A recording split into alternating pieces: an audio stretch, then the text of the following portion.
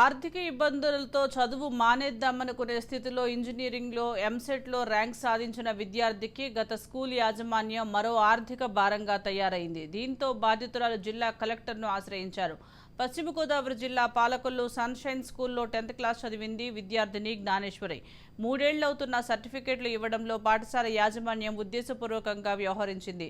చెల్లించిన మొత్తం ఫీజు కంటే సర్టిఫికెట్లకు అదనంగా 20,000 రూపాయలు కడితేనే ధ్రువపత్రాలు ఇస్తామని స్పష్టం చేసింది. దీంతో విద్యార్థిని 15,000 రూపాయలకు అగ్రీ కాగా ఒప్పుకున్న నగదును చెల్లించింది. అయినప్పటికీ పాఠశాల యాజమాన్యం మరో 5,000 ఇస్తేనే సర్టిఫికెట్లు ఇస్తామనడంతో పశ్చిమ గోదావరి జిల్లా జాయింట్ కలెక్టర్ను కలిసి ఫిర్యాదు చేసింది. దీంతో స్పందించిన జాయింట్ కలెక్టర్ వెంటనే సర్టిఫికెట్లు ఇచ్చే విధంగా చర్యలు తీసుకోవాలని ఆదేశించారు.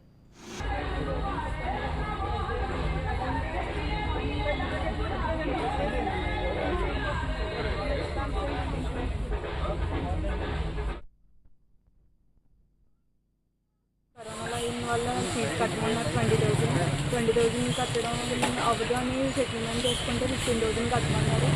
15,000 కడితే నెక్స్ట్ డే మార్నింగ్ వచ్చి తీసుకోమన్నారు. తీసుకోవడానికి వెళ్తే ఇంకో 5,000 కడతాను కానీ ఇవ్వనంటున్నారు. అలాగే అన్ని ఫోన్ చేసినా వాళ్ళు వినట్లేదు.